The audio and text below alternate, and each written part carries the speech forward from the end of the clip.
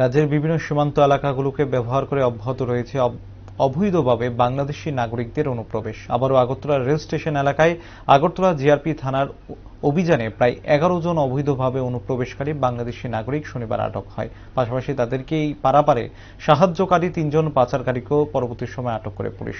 সংবাদ মাধ্যমের মুখোমুখি হয়ে ওসি তাপস দাস জানান যে 11 জন বাংলাদেশি নাগরিক আটক হয়েছে তারা বাংলাদেশের বিভিন্ন জেলা থেকে অবৈধভাবে ভারতে প্রবেশ করেছে এবং তারা চেন্নাই, আহমেদাবাদ সহ ভারতের বিভিন্ন শহরে যাওয়ার পরিকল্পনা ছিল। প্রাথমিক জিজ্ঞাসাবাদে তাদের বক্তব্য মূলত কর্মসংস্থানের জন্যই তারা অবৈধভাবে অনুপ্রবেশ করে এসেছে, কিন্তু তার পেছনে অন্য কোনো রহস্য রয়েছে কিনা তা তদন্ত করা হবে। তাদেরকে রবিবার আদালতে প্রেরণ করা হবে এবং তদন্তের স্বার্থে পুলিশ রিমান্ডের দাবি জানানো হবে। অন্যদিকে উৎসবের প্রাক্কালে এত সংখ্যায় অবৈধ অনুপ্রবেশ নিশ্চিতভাবে রাজ্যের নিরাপত্তার ক্ষেত্রে বড়সড় ঝুঁকি হিসাবে দেখছে তথ্যবিজ্ঞ মহল।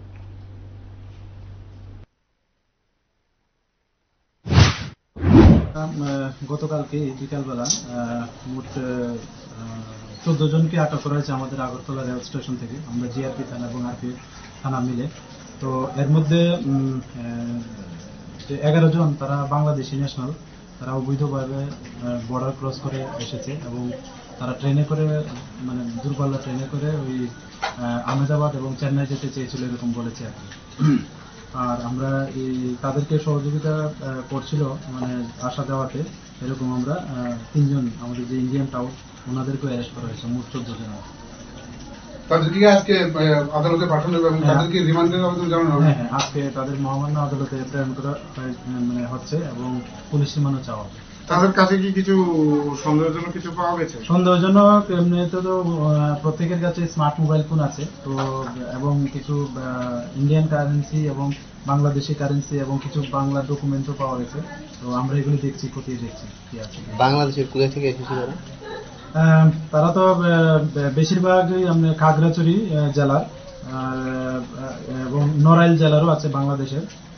তো তারা ওই ম্যাক্সিমাম যেমন 7 জন তারা খাগড়াছড়ি ডিস্ট্রিক্টের এবং বাকি যে 4 জন আছে মহিলা তারা নড়াইল ডিস্ট্রিক্টের আছে। ভারতের কোন দিকটা ইউজ করে মানে ভারতে ঢুকছে? অ্যাকচুয়ালি এটা মানে এই মুহূর্তে তদন্তের স্বার্থে আমরা এটা বলতে পারছি না আর কি।